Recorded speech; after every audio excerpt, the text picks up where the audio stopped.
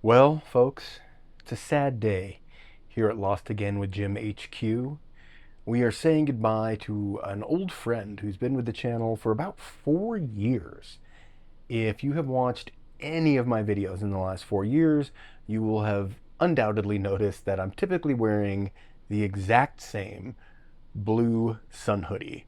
That sun hoodie is the Altitude sun hoodie from Outdoor Vitals, and it has been with me on the Tahoe Rim Trail, the Tiobe Crest Trail, the Lost Coast Trail.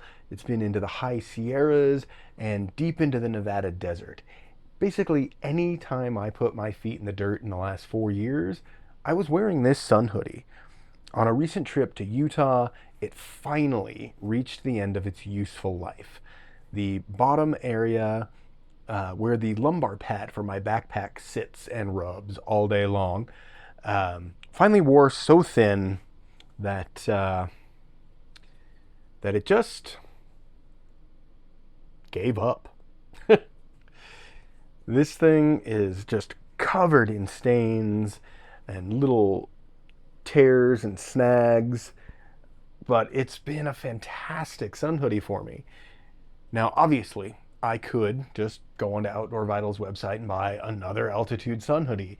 And honestly, why wouldn't I? That garment lasted 4 years, which speaks very highly of the quality of the Outdoor Vitals product.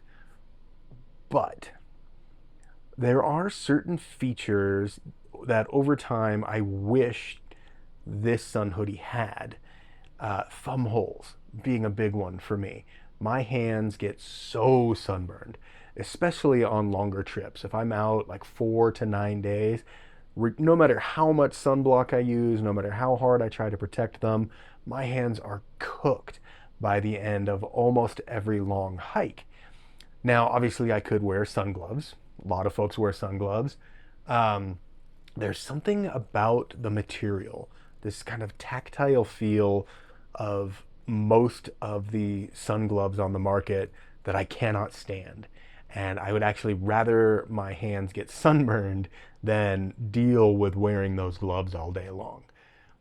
There are dozens of different sun hoodies on the market, some with thumb holes, some without. So I spent a good couple of days trying to decide what was going to replace my Outdoor Vitals Altitude sun hoodie because it set the bar really high. It was comfortable, it was functional, and it lasted a good long time. I narrowed it down to two options. Z-Packs makes a sun hoodie, and Kettle makes the No Fry sun hoodie. I hope I'm pronouncing that right. Ketl, I think it's Kettle. If I'm wrong, tell me in the comments. I'm very frequently wrong with how I pronounce things.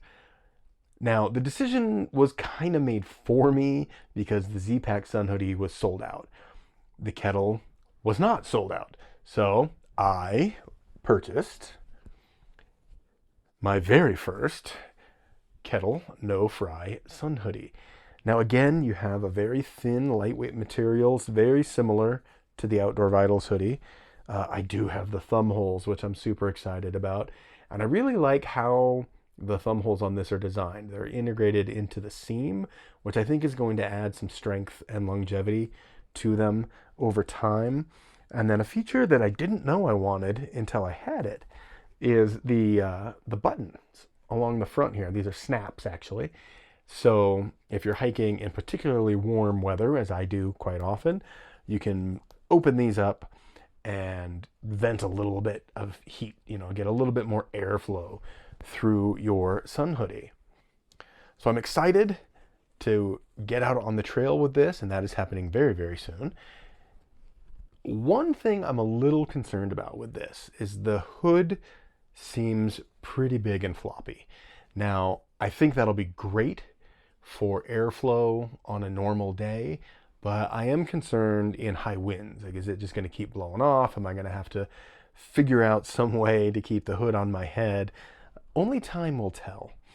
And time will also tell if I get the kind of longevity and quality that I did out of the Outdoor Vitals sun hoodie with this new sun hoodie. So, a brief moment of silence for my Altitude sun hoodie, and a nice warm welcome to the new No Fry sun hoodie that I will be wearing moving forward on probably most of my backpacking adventures.